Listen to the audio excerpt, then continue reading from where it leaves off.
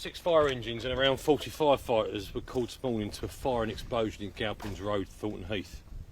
A terraced house has collapsed and neighbouring properties have also been damaged. Firefighters have rescued 4 people. 3 people were taken to hospital by London Ambulance Service crews, and a further person was treated at the incident. Firefighters carried out a substantial search of the property. Sadly, a child was pronounced dead at the scene. Our thoughts are with their family, friends and the local community at this time.